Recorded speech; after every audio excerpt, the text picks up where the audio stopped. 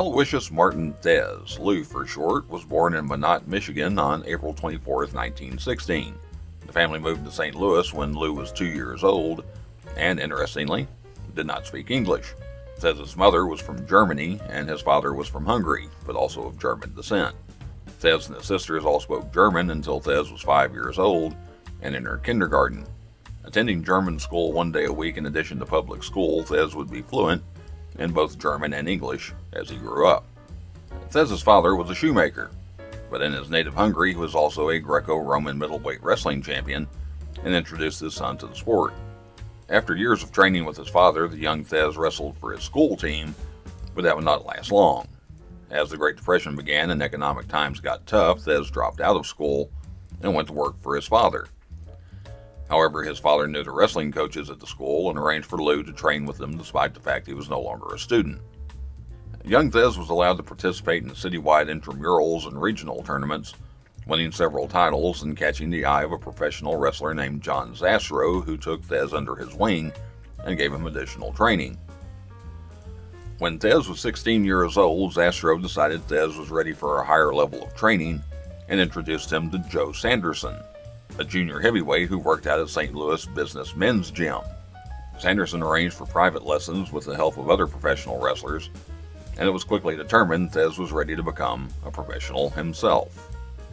Starting at the bottom, Lou spent a year making $5 a match in and around St. Louis. In that time, meeting Warren Bockwinkel, who recognized the raw talent of the still teenage Lou Thesz. Bockwinkel introduced Thesz to another St. Louis promoter named Tom Pax. Rather than booking $5 matches, Pax, still young himself, was one of the top promoters in the business.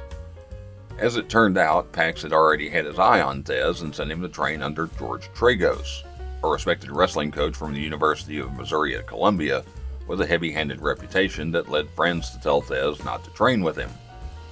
Thesz did train with the noted coach, making sure to show Tragos the respect he deserved and listen carefully, showing that same respect to another pro wrestler named Ray Steele, who also played a part in his training. Tragos took a liking to Thesz and spent 4 years training the upstart, mostly concentrating on submission wrestling. Thesz then spent 6 months in California training with Ed Santel, which Thesz later called the most intense training period of my life. There was a goal behind the intense training and multiple teachers. And by the time Thesz was 21 years old, the showmanship of professional wrestling was becoming more prominent, and predetermined winners were common. However, Tom Pax and, ironically, Billy Sandow, who helped usher in showmanship and predetermined winners, wanted to make sure the world champion remained a legitimate wrestler. Not only for the good of the sport, but to make sure if someone decided to go into business for themselves, the champion could protect the title. Lou Thesz was chosen to be the world champion of the American Wrestling Association. On December 29, 1937, Thesz defeated Everett Marshall to win the AWA World Championship, the first of many world titles to come for Lou.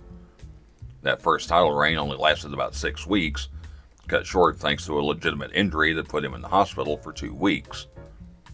It was not the last time Lou Thesz would be called world champion. Lou won the National Wrestling Association World Championship in 1939, again defeating Everett Marshall, and won it the second time in 1948 by defeating Bill Longson. Also in 1948, the National Wrestling Alliance was formed with the intention of crowning one world champion that would travel to different territories rather than every territory recognizing a different world champion. A title unification match between Thesz and National Wrestling Alliance World Champion Orville Brown was set for November 25, 1949, but the match never happened. Brown was involved in a car accident, and his career came to an end due to the injuries suffered. Thesz would be awarded the World Championship, officially unifying the two different NWA titles.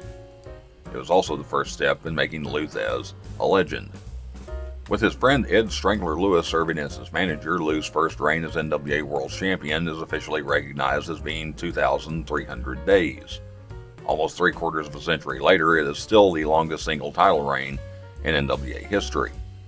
The first and second title reigns were only separated by 239 days when Thesz briefly dropped the belt to Whipper Billy Watson. After losing the title to Dick Hutton in 1957, Thesz toured Japan before going into semi-retirement. He ended that retirement in 1963 when, at the age of 46, he defeated Buddy Rogers for his third and final run as world's champion. Even after losing the world title at the age of 50, Thesz continued to wrestle part-time through the 1970s, even winning one more championship at the age of 62. Thesz won the inaugural Universal Wrestling Alliance Championship in Mexico in 1978. Thesz finally had his last official public match on December 26, 1990 in Japan, losing to his protege Masahiro Chono. Even after that match, Thesz stayed active in pro wrestling in one position or another until his death at the age of 86 in 2002. From humble beginnings making $5 a match, Lou Thesz became the man widely regarded as the greatest professional wrestler of all time. As theatrics took over the profession, Thesz remained the pillar of legitimate wrestling that could ensure the outcome of a match was settled in the ring. Perhaps nobody in pro wrestling history has been more synonymous with the words world champion than Lou Thesz. And perhaps nobody deserves to be more synonymous with the words Hall of Fame more than Lou Thesz.